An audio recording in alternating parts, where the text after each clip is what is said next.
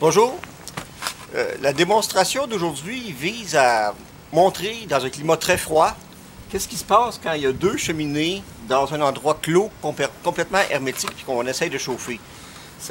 Les deux cheminées peuvent être différentes choses. Ça peut être évidemment deux poêles à bois, mais ça peut aussi bien être un poêle à bois avec une sécheuse qui évacue de l'air.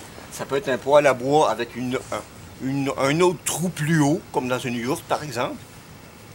Et il faut qu'il fasse très froid. En ce moment, il fait à peu près moins 20 degrés Celsius. Et c'est ça qui va faire la différence, en fait.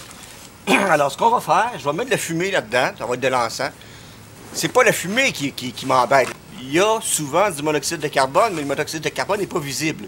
Et les gens s'empoisonnent, s'intoxiquent au monoxyde de carbone. Mais comme je ne suis pas capable de vous montrer le monoxyde de carbone, je vais vous montrer de la fumée. Alors, on voit la fumée des bâtons d'encens en train de se former en bas comme ça. Je ne sais pas à quel point vous la voyez, moi je la vois bien comme ça. Il fait donc actuellement très froid dans les trois. Vous avez souvent, probablement entendu, si vous venez du Canada, que la cheminée la plus haute est celle qui a plus de tir. Dans ce cas-ci, actuellement, là, comme tout est froid là-dedans, il n'y a rien qui tire. En fait, c'est pas la longueur de la cheminée.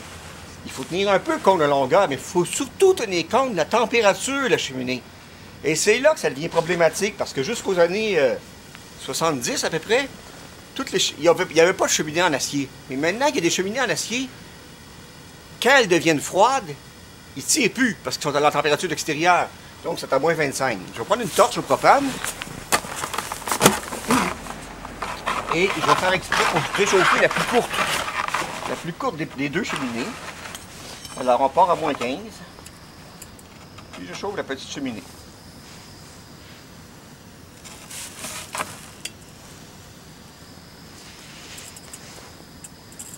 L'autre est toujours à moins 20, celle-là est à moins 5 et on voit la fumée sortir. On la voit très très bien sortir. Mais ici c'est complètement hermétique. Alors d'où vient l'air? Pour pouvoir sortir comme ça, il faut que l'air vienne de quelque part. Et c'est là la part, c'est là que je veux vous le dire. L'air rentre par ici, rentre dedans, puis sort par là. Parce que la cheminée, parce que le chalet est trop étanche. Donc, je ne sais pas si vous pouvez le voir, mais en tout cas, on voit ici, ça reste très très froid, même si c'est de la plus haute. Ça descend ici, puis ça remonte.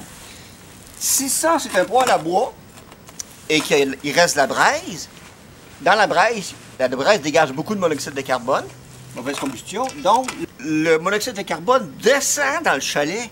Donc, je répète, ça peut être n'importe quel ventilateur qui s'ouvre de l'extérieur, ça peut être aussi une cheminée de poêle à bois, ça peut être une cheminée au propane mal installée, ça peut être différentes affaires. La solution est toute simple, d'apporter un petit trou ici, le plus proche possible de la salle de combustion, pour pas que ça tire l'air de l'autre tuyau.